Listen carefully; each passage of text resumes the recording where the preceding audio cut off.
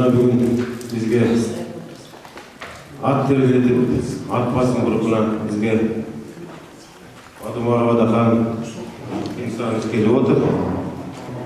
Бұл бүтін Қырғызстан партиясының төрағасы. Екіншіден мына біздің жанымызда Павлодар облысының ассамблеясының төрайымы Айнұр Мақсатқызы. Мына енді біздің ассамблеяға келіп, мына сіздермен танысайын деп Кемсенбаевич келіп отыр. Мына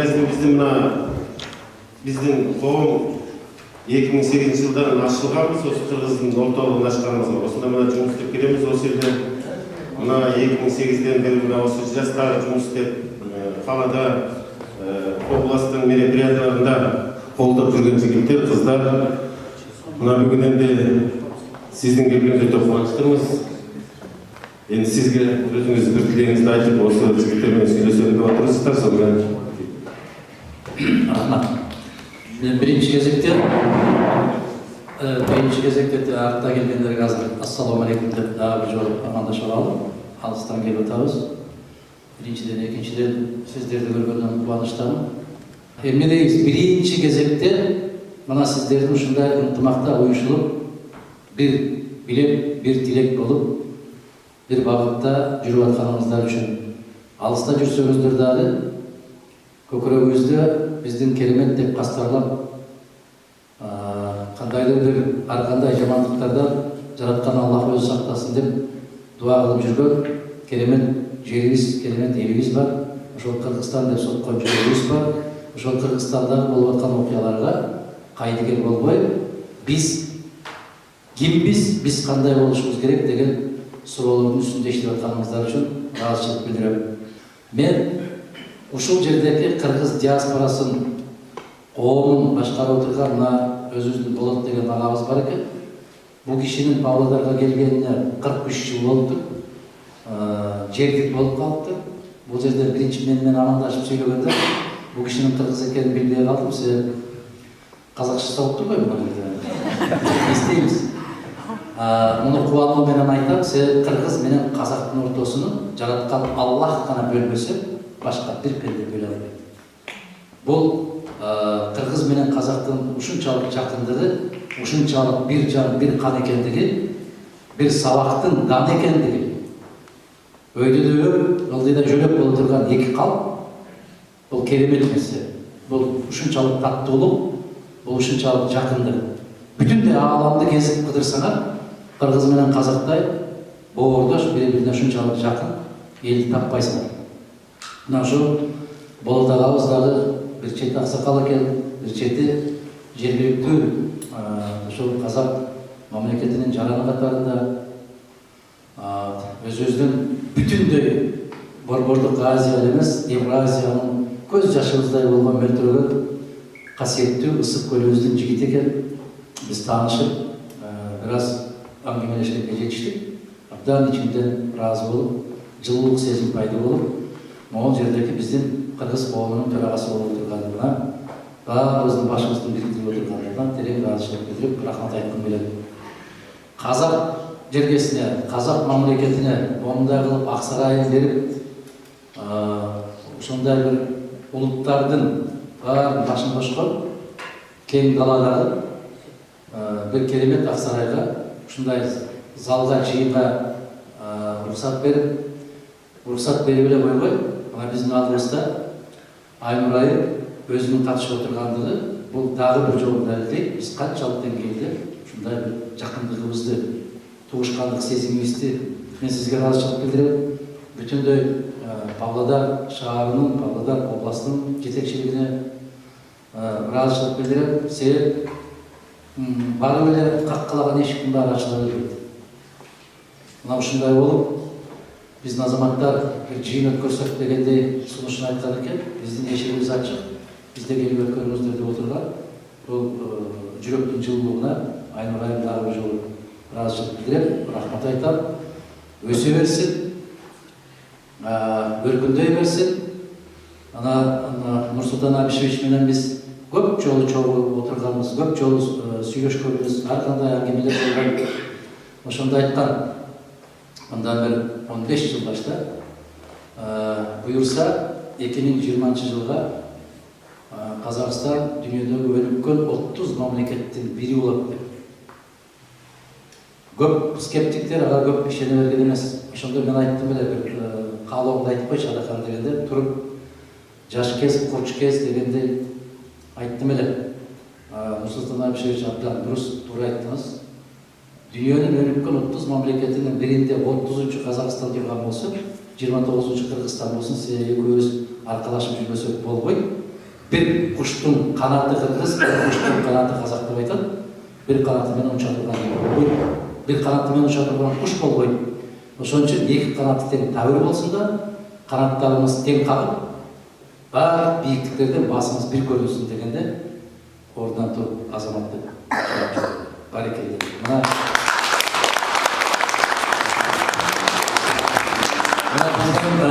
боордоштор ушул алдын ала 2020 жылга жетпей эле өнүккөн 30 мамлекеттин ичине кирди. Алдына койгон максаттарына жетишти. Бирок бир канатыбыз бираз жанагы Рахман агаңар айткандай, же канатыбызды кага албай атабызбы, же канатыбызды какканга дем берер азаматтарыбыздын баары сыртка чыгып кеткен кесепетинен болуп атабы? Айтор, биз көп көкөрөй албай атканыбыз бул факт. Бұл тарихи факт, бұл абчук факт, бұл қиын маселе, оор маселе. А ошол көкөрөтө турган кимдер болот? Көкөрөтө турган азамат мына жерде турасыздар. Мен Россиядагы, Түркиядагы, Алматыдагы убактылуу жүргөн биздин азаматтар менен тез жолугушуп турат. Ошол жерде айтам, ар дайым бир эле сөзүмдү айтып келем. Бүгүнкү күндө мен сизди укпай калыптырмын дегенге эч кандай мүмкүнчүлүк жок. Сиз телефон деген чыккан, баса койсоңуз, азыр Нью-Йоркто эмне болуп атат, Африкада эмне болуп атат, Европада эмне болуп атат, баарын көрүп турасыздар. Сиздер өзүңүздөр көп ой жүгүртөсүздөр. Мен ар дайым айтам, бизди көкөрөтүп көккө учуратылган азаматтардын баары, тепсе темир жүзө турган азаматтардын баары сыртка кетип калды. Мына ошол нерсе өкүнүчтүү. Идиш бош турбайт экен. Бошогон жерге сөзсүз бирдеме барып толот экен. Бошогон жерге эмне толуп атат бизде Кыргызстанда? Аны ойлогон киши аз. Сиздердин ордуңуздарды кимдер келип толуктап атат? Аны да ойлогон киши аз. Аны ойлогон кишини көкөрөктөн түртүп, бираз четке чыгарып коет экенбиз. Bizden söylemişiz, geldiğinizde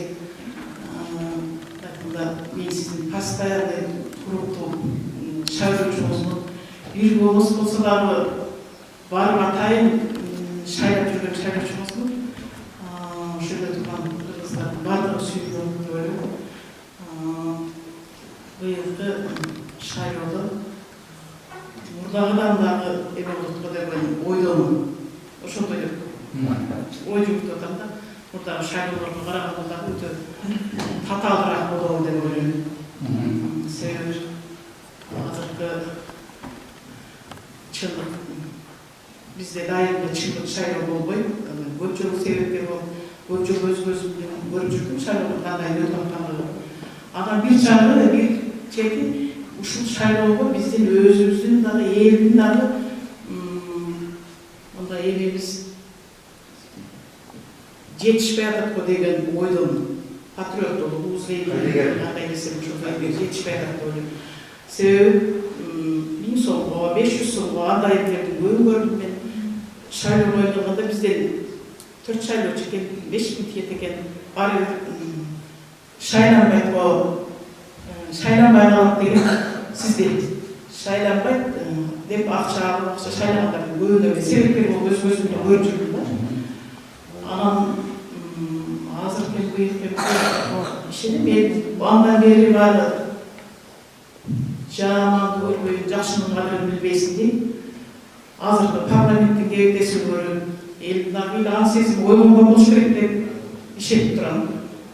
Быйылкы шайлоодо эл мурдага караганда обосун көп, канчалык эми деңгээлде саппаса керек деген ишеничтемин. ошол боюнча мен пикирди сурайсызбы?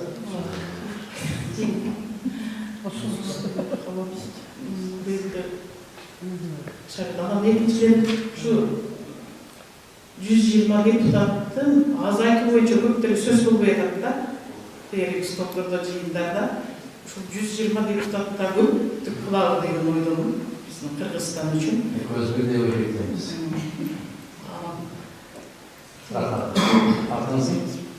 Алтынай. Биздин партиянын программасында дагы 75 депутаттан туруусу керек деп аталды. Бир. Экинчиси партиялык хизметтегилер болду. Такыр кыргызга жабышкан. Эч качан болбойт. Болбогон өзүңүздөр көрүп атасыздар. Биринчи 3 кишини куурчак кылып көрсөтүп коет экен да. Артына каалагандар буга киргизип. Биринчиден. Экинчиден эч бир киши өзүнүн депутатын шайлабайт, партияга шайлап коет. Партиялык хизмет деген бизге жарашпайт деп, бул система бизге жарашпайт деп кыйкырып чыкканда баары четинен тепкилеп атты. Павлодардан 1-3 телеграмма барып өзү жакшы болду деп биз модумардыкты колдойбуз деп. Чыккарып өтүп. Ушундай парламенттик система ойдуртабыз дегенде дагы такыр чыкпай койдук. Эгерде биз кайдыгер болгон болсок, биз үчүн эч нерсе жасап бербейт. Кээ бир жаштардан укпам. Мен шайлоого барбай койдум дейт. Эмне десем баары бир. Сен баары бир деп аткандан кийин баары бир. Мен дайым айтам, эгерде 41-жылкы согушта немис баары көп да, баары алар келет да, баары алар жеңет да, деп олтурбаса эмне болот? Эмне болот? Германия бүтүндөй өлкөлөрдүн, дүйнөнүн, Европанын баарын басып алып келет. Жигиттер. Мен микрофон менен да жетишпей калып атам. Бир аз тынчылап коелу. Бир гана мисал айтып берейинчи, кайдыгерлик, муну жерден Алтынай айым сүйүп атканда, жигиттер айтат, кайдыгерлик деп. Биздин кендирибизди кескен өзүбүз бул тогут достук менен кайдыгерлик. Мына Түркияда 80 миллион халкы бар. 53-56 миллион шайлоочусу бар. 53 миллион шайлоочу ар бир көкрөгү менен сезет, көкрөгү менен барат. Ал түрк. Ал өз тагдырын өзү чечем дейт. Германияда 5 миллионго жакын түрк бар. Голландияда миллионго жакын түрк бар. Шайлоо Түркияда болуп атканда самолеттор ошолорду каршылык жүргүзөт. Билеттерин алдынан сатып алып учуп барышат. Аларда бир сөз бар. Шайлоо катыштыңбы? Жок. Демек, Түркияга дагы сенин керегиң жок. Мына улут, мына эл, мына мамлекет. Биз кыргыздар кандайбыз? Эртең туруп карданы ачып карайт, жаңгыр жаап калса, жаба коюп кайра көрпө барса келип кетет. Тоготпос биз. Биз өзүбүздүн жаныбызды кыйып атса дагы кырк этип койбогон өкмөтбүз. Биз эгер кайдыгер болсок, биз тоготпосок, сиз айтасыздар, депутаттардын деңгээлин көрүп атабыз. Ал депутаттарды Казакстандан, Тажикстандан, Өзбекстандан, Кытайдан келип шайлап берип аткан жок. Аны биз көтөрүп атабыз. Бийлик начар дейбиз. Бийлик бул коомдун күзгүсү болот. Мен дайым айтам, эртең менен туруп терезеде карасаңыз, терезенин бир жагындагы айнекти карасаңыз, айнектин бир жагындагы күзгүнүн алдында бир жагындагы сиз күзгүдөн көрүнүп турган бийлик. Сиз кандай болсоңуз, бийлик ошондой. Башка эч өзгөрүү болбойт. Разак эшемди деп айтты. Коом сен жана мен таза болсом, сен таза болсоң, коом таза болот. Анан ошондуктан биз өзүбүз тазабыз. Кызыл детсадка бериш үчүн 15 миң сурады, сомго. Эми ошондо биз ушул жакта биз 20 жылдан ашып турабыз, биздин балдар бесплатный барат. Положено 3 жашка чыкты, менин гражданством жок, видно жительство. И биздин жаныбызда тажиктер бар, даже видно жительство жок. Алардын балдары деле бесплатный барат. Сурабайт 5 теңге. Даже бир нерсе день рождения андай бир нерсе берсең, аны алышпайт. Биз ушул жерде отурган бардыгыбыз балдар эртең силердин келечегиңер болуш керек. Добуш бериш керек. Себеби Кыргызстан эмнеге алып баратат ушул нерсени? Ушул нерсени ойлош керек, чынбы? Атыңыз кимdir? Арзака.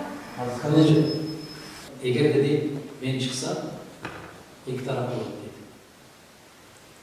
Анан бир жигиттин сөзсүз түрдө мурду же чекеси жарылып калат. Анан ошонун түшкөн каны энесинин көз жашын агызат. Bir enenин bir тамчы көз жашы бүтүндөй ааламдагы бийликтерге турбайт деген ошол иш. Улуу сөз. Өтө бийик сөз. Бул керемет сөз. Мусулмандардын ичинен эң мыктысы ким десе, сабыр кылган деп айтат. Сабырдуулуктун жоксун болсо. Мага азыр айтышат. Эки жолку шайлоодо өтүп, эки жолку шайлоодо ушундай кылганда сиз унчукпай койдуңуз. Мен унчукпай койгон жокмун. Ушунун баары элге сабак болсун. Элге сабак болсун. Мен жыйынтыкча, билесиздер, ар бир пендеге рызкын жараткан Аллах. Мындай деп сурайт да, эрте менен бир талда конуп отурган чымчым таңдын шооласы менен кошо ойгон. Кайдан тамак жейт? Кечинде келип кайда конуп, кайда түнөйт билбейт. Адам неге мынча жулунасын? Эгер рызкыны маңдайыма жазып койгон болсо, рызкы бир нерсеге бир нерсе себепчи болуп келе берет. Буйруганы бул. Ошондуктан кандай кыймылдарга барасыз дегенде, дали болсо эгерде эри бойгонгон болсо, эримдин каалоосу ошол болгон болсо, ошондой болсун. Биз айтабыз да, жаратканга тобокел кылып жашоо керек. Жаратканга тобокел кылуу керек, бирок өзүм аябай катуу аракет кылыш керек. Тобокел эле жата бербейсиң. Анан эки чекеси бар экен. Пайгамбарыбыздын кезинде бирөө келип төбөсүнөн түшүп мечитке кирип баратса, Расулаллах айтып турду, Пайгамбар саллаллаху алейхи ва саллям. Төбөмдү байлап койдум. Десе баягы мамадан айтып тур. Аллах каманат. Десе Пайгамбар айтты, Аллах сенин төбөңө карап отурбасын. Бул деген сөздүн мааниси эмне жатат? Аракет өзүндө. Аракет өзүндө. Эгерде биз мен колумдан келген аракетти жасайм. Жасап атам, жасайм. Азыр партиялардын жетекчилери мондай болот деп мен өткөндө айттым. Баягы лотос дегенде гүл болот, билесиздерби? Лотос деген гүл. Бул бир жылда бир чыгат. Судан чыгат дагы жайылы, мындай болуп сулуу болуп турат, бир аз. Анан кайра жабылып кирип кетет. Биздин партиянын жетекчилери ошондой. Шайлоо башталганда чыгышат, дагы жаркырап, ар жактарынан көрүнүшөт. Шайлоо бүткөндөн кийин кайра жабылып кирип кетет. Биз Аллахка чеси шүгүрлөр болсун. Кылым карыткан тоонун арчасы сыяктуубуз. Жайында дагы көкпүз, кышында дагы көкпүз. Кааласа да каалабаса да көрүп турабыз. 15-жылы шайлоо бүттү. Кечинде саат 8-де айттым. Бул күрөш бүттү, кийинки күрөш башталды. Шайлоо бул бир айлык кампания эмес. Шайлоо бул өмүрлүк кампания. Шайлоо бул төрүктүү күрөш. А бизде тилекке каршы ушундай көндүрүп койду. Шайлоо башталып атса улак. Билесиздер, ошол партиянын жетекчилери мага эмне деп айтышат? Адакат Мирзабаев дейт, сиз кызыксыз дейт. Бара бересиз дейт, эл менен сүйлөшө бересиз, ошо элиңизди түшүнөбүз дейт. Сиз дагы эле ошондо ойлоп атасызбы, чындык жеңет дейт. Мага айтат. Андан көрө дейт, жата бербейсиз дейт, кыйналбастан. 3 күн эле иштеш керек кыргыздар. 10'unda şayloo bolsa 7'sinden başlap iштеп коюш керек. 3 ай дейт. Мынау деген мен улутумдун намысына өтө катуу тиет турган. Сатып алабыз дейт. Чындыгында мындай карасак, караңыздарчы. Өзүбүздүн элге эки нерсе керек болуп калды. Улак керек, анан той керек. Бүттү. Караңыздар, улак берсе миңдеген кишилер жүрөт. Жеткени да улакты көргөндө, көрбөгөндө сүйгөн. Улакка кире албаган аты болбосо деле минип алып бара берет. Эми болуп калды. Эгер караңыздар, улут катарында биздин Бишкекти карасаңыздар, Кудайдын куттуу күнү. Телекомпанияларды карасаңыздар, Кудайдын куттуу күнү жазып атат. Жазирага 10 000 сом берет. Элеманга 20 000 сом берет. Бөйрөгүн алмаштырыш керек. Гемодиализ болгондо дегендей ооруп калды, мындай ооруп калды. Көмөк көрсөткүлөр. Кагылайын калп. Көмөк көрсөткүлөр деп ыйлаган Кудайдын куттуу күнү. Караңыздар. Ошол 15-тен төрө коюп, 2-ден батыр коюп, 3-4төн машина сайып, улак өткөрүп аткан азаматтар ойлонбойбу экен ушу? Эл уже токтобойбу экен? Жок, бизге улактын кереги жок. Андан көрө Кыргызды сырттан, карыздан куткара турган корго таштагыла ушул акчаны деген эл барбы? Жок. Чаба берет улак. Неге ошол ыйлап аткан эненин көз жашын барып сүртүп, чөнтөгүнө 1000 доллар салып коюп? Неге? Какшып атат, кайрылып атат. Улут эл калып барсың деп. Ошонун 10 000 сомы мүмкүн ошо бала үчүн табылгыс каражат. Неге садакалар ойлонбойлубу?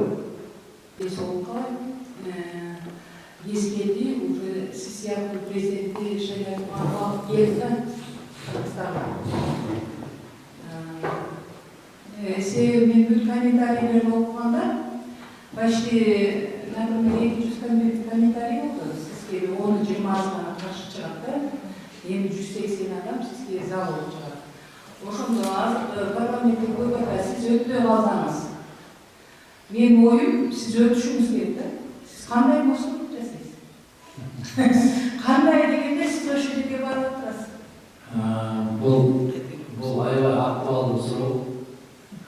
Улутта саналуу гана жаралган инсандар бар. Ошолорду бери жакында Болот агабыз келди. Болот Жамшиев. Болот Жамшиев мына кыргыз казакка орток болгон, тең болгон инсан. Соңку кездерде казак киносунда эмгеги чоң, эң ишчи болуп жүрдү. Эми ошол кишини караңыздар, Жылдыз айым 47 жаштан баштап кино тарткан, тартып берди. 47 жаштан. 78-ге чыккан кетти. Бери 30 жыл кино тартып берди. Не деген салдар? Не деген инсан? Не деген азамат?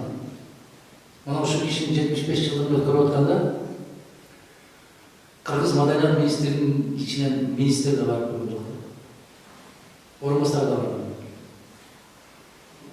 Алтоо кинотеатрында өттү. Ошондо казак киносунун төрагасы барып мындай деген сөз айтты. Букеле, биз Агайлимдин 9-орунда турат жерибиз бар. Казакстан аймагы боюнча дүйнөдө 9-орунда турат. Жердин чоңдугу боюнча. Алемде мунай боюнча момунча запасы бар мамлекетибиз бар. Газ боюнча ушундай мамлекетибизде. Бүкүл алем тааныган элбасыбыз бар, Нурсултан Назарбаев деген. Ушундай элибиз бар. Бирок буке бизде бир букебиз жок.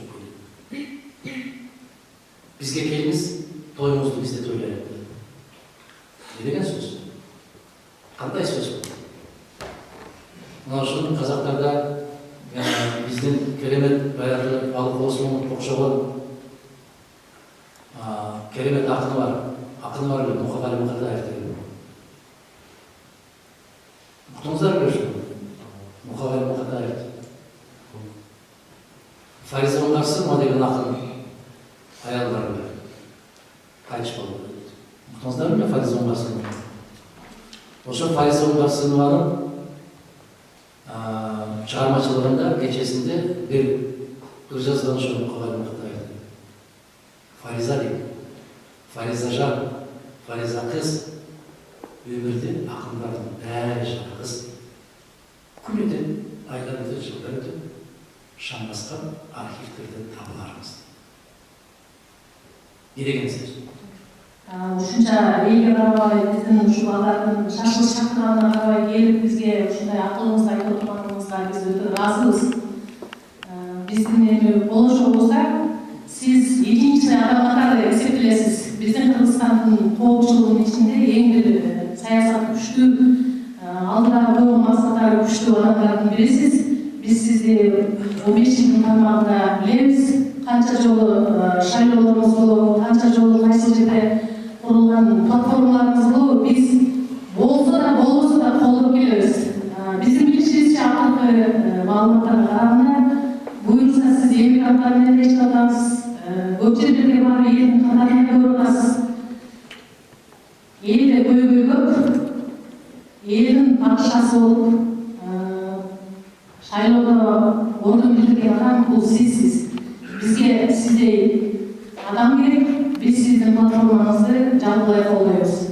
Сизге чоң ыраазычылык билдиребиз, ушул жердеги кыргыздардын баарына колдоп, ушул казак элинде туруп атсак дагы бизге ачык көңүлүңүз менен келип, тийгизип, акылыңызды айтып кетип аткандарыңызга биз сизди колдойбуз.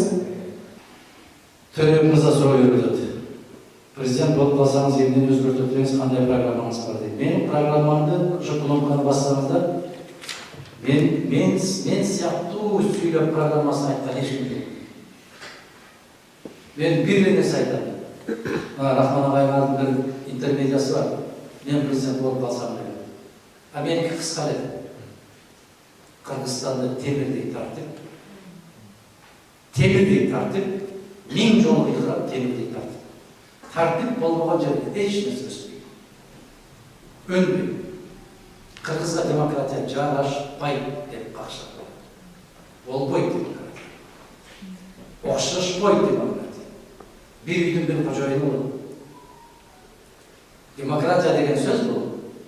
Атаңдын айтканында туура, апаңдын айтканында туура, келиндики дагы туура деген сөздө андай болбойт. Болбойт. Үйрөнүп алышты, бар. Жигиттердин билип аткандарда бир нерсе бар. Үйлөнбөшүлөрчү. 5-6 жыл болуп калган үйлөнгөндөр, 10 жыл болуп калгандар билет демократия деген. Болбойт, саралар. Кыргыздарга демократия жарашпайт. Ошол темирдей тартып болот, биринчиден, экинчиден 75-тен ашпаган парламент болот. 75 депутаттын баары элдин элегинен өзөтүп берет, партиясынын кереги жок. Бизде бир гана партия болот, Кыргыз элинде. Бүт. Бир да партия болот.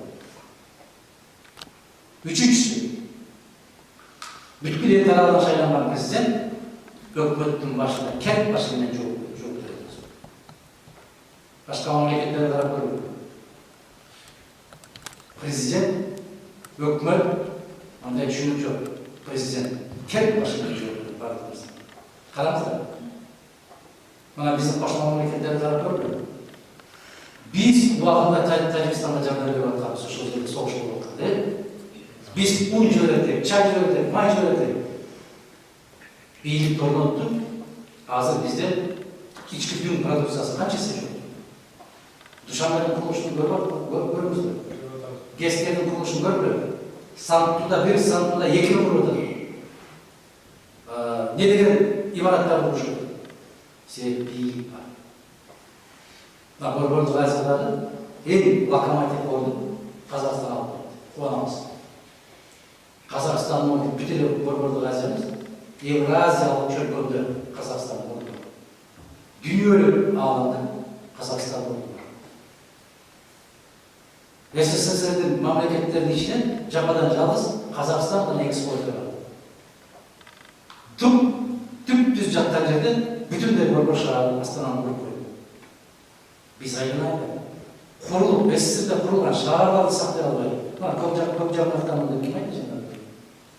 Отырғанда бір айтты, мен көп жаңғақтамын. Мен көп жаңғақтаймын да шығар. Азыр қандай болып? Азыр оңып Қырғызға дайым ошол күнү оңолуп калат. Атамбаевдин кезинде жаман, азыр оңолуп калды. Бакиевдин кезинде чатаган, азыр бирок оңолуп калды. Ушинтип жашап, ушинтип жооп берип турабыз. Себеби дипломатпыз.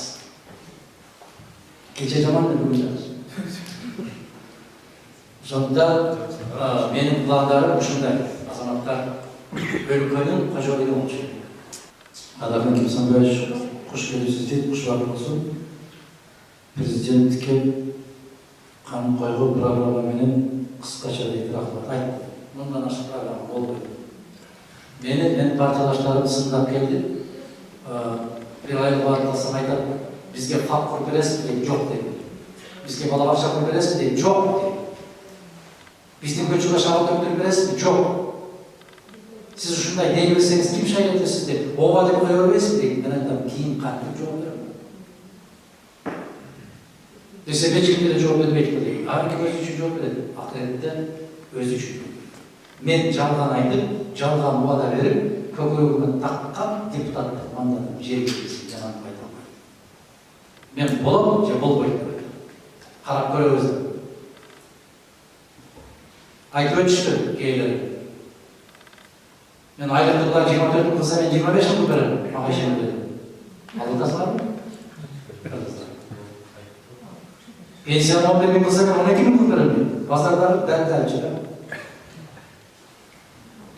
Аман болду. Ошон үчүн ар бир эл өзүнө жараша бийликти тандап алат. Жараткан Аллах Таала айтат.